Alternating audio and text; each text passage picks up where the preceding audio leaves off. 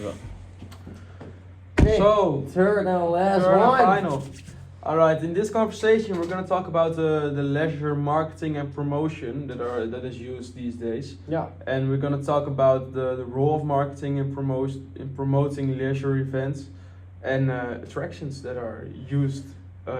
Significant types of special marketing. Well, you see, mostly everything is about not necessarily about the event, but how you can market it well.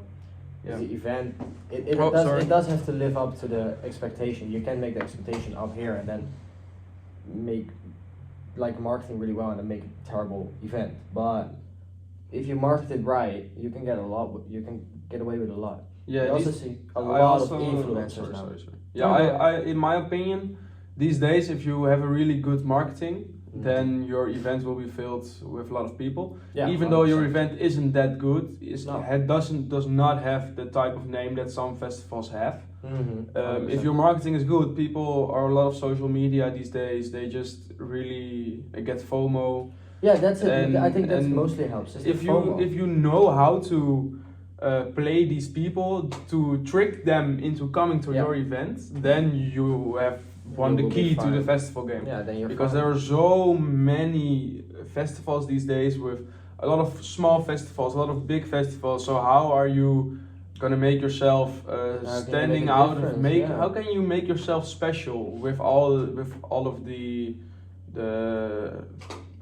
how do you say it?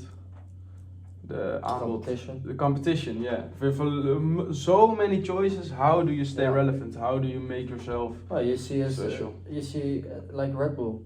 Red Bull is an energy drink, but so all they do is all their marketing is the fact that they are doing the sickest stunts. They sponsor the biggest athletes, and it's a real honor to be a Red Bull athlete because it means you're one of the best, one of the most extreme athletes they are. I think Red Bull has how do you say it? Has completed the marketing game. Yeah. 100%. Everything they do just attaches.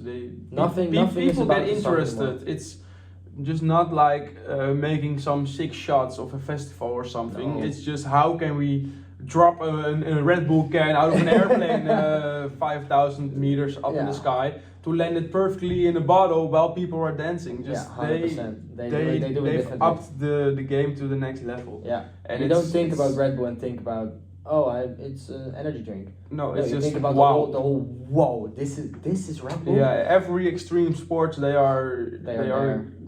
Yeah, they surfing, paragliding, wingsuiting, diving, airplane racing, Formula One. Yeah, they're the biggest snowboarding stunts where people just jump out of a helicopter and then they just try to land it and everything. Yep. Red Bull is involved with everything. Yeah. So, in my opinion, there isn't, because we were talking mostly about the leisure marketing and which I think we're drifting a little bit off topic now with Red Bull, but there are not many events, in my opinion, that have the marketing game of Red Bull. No, I don't think there are any. It's just I think most of them and it's different because Red Bull, of course, promotes the fact that they just want to show we are amazing, we're awesome, look at us. Yeah. And with they set a high expectation, but you can never meet the expectation because you're not an athlete. So they are the only ones that can do that, and they can because they get away with it. But an event could never make it shown like, oh, we're amazing and we're the best, and then not be it. So you have to be amazing. Then you have expectations, and if you not succeed the expectation, you're done. You're done. I have experienced it once. I went to a festival. I do not know the name anymore because it was like 4 years ago or something. But they promoted this as one of the best festivals. Oh, it was Loveland, Loveland van Oranje. But it was a King's Day special, and they promoted this as one of the best festivals on King's Day and everything. So when we got there, you just needed to wait 1.5 hours to get in. Then you needed to wait 20 to 30 minutes to get a locker. And when you finally got to the festival, you needed to wait 10 minutes for a drink. That's doable, acceptable. It's still long, but it's long. Doable at a busy. Exactly. Yeah. And then you needed to go to the bathroom, and even the guys needed to wait half an hour. Oh my god. People were pissing all over the place. That's there terrible. was one toilet space No. for the entire festival. I think there that's were terrible. like 10,000 men, and there was just Oh. one toilet space. Oh, that's terrible. It's That's terribly chosen. And they got really attacked on Instagram and everything. So. And then the problem is, if they marketed it like it was one of the best there was, and maybe the music was good, but their facilities were terrible. So it's still nobody's going ever again because this is what's getting spread now. Yeah. The getting spread is is the image that it's terrible facilities, and nobody wants to have to wait half an hour to get to pee. So nobody's gonna do that, and this way you just ruined your own because you set unmeetable expectations. Exactly. It's not doable. So it's really tricky to where put the bar. So you do not hype people too much. Yeah. But you also you need to be realistic, but you have you need to hype them a little bit. Otherwise, they will not come to your event. 100%. And that's one of the problems I think about social media. It's going to the third topic. These days, social media and digital platforms are one of the most used marketing tools, not only for festivals but for everything. Every single thing. But in my opinion, it annoys me. Why? I use Instagram to, for example, it's just I like sneakers. I follow businesses to keep updated about new releases. Yeah. About new drops, when you can buy something, when there's a sale or anything. Yeah. Friends that are posting pictures, I like to see what they're up to. But nowadays it's just only festivals, only companies. It's just it annoys me. So most of the times when I see an advertisement of a company or a festival or something like that, I tend to how do you say it?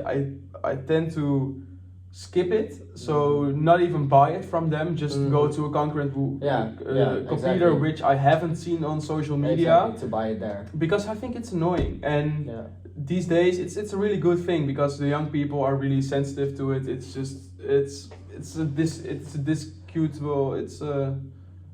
the way it's gonna go. Yeah, it's a really, people think two ways of it. Some people think it's good, other people think it's usage of children who are because they are not smart enough easy to influenceable. Easy targets. Yes, because they're not smart enough to think, they just think, I see it, I want it. They don't think about everything that goes on behind it, or price ranges, or who's behind the company, why it's getting promoted on this Instagram. They don't think about stuff like that. So they just, it's like, this looks fun. This is in my algorithm. I want this. I should get this. And then they use their parents' credit cards and spend thousands of euros just for this.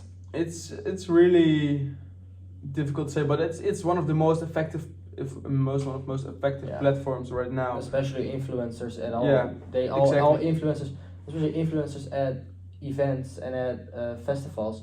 All they do is go there, get the most luxurious stuff they can. They get private tents, private shows, they get private showers, private houses, just so they can show, this event is so amazing and I love it here, and that's what they show on their social media. So they get free tickets, free housing, free this, free that, free drinks. They get the best service there is, and that's what they show. So that's what people believe. Yeah, and then when you get there, it's just nothing like that. Exactly, it's a shithole. It's you get there and they say, you do not need to wait in line for a shower or something. Exactly, and they show it like everybody gets their own private shower, but you won't. No, you go to Lowlands and you have shared showers where you have to pay for. You need to pay for showers at Lowlands. You need to pay for showers at Lowlands.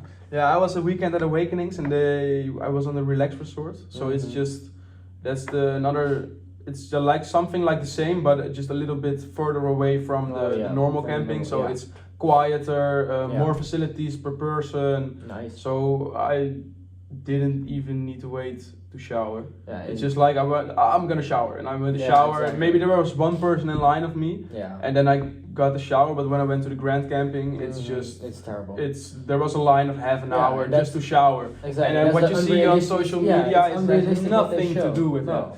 It's people are. And I get it that companies use them because it helps when they see their idols on festivals or on leisure experiences.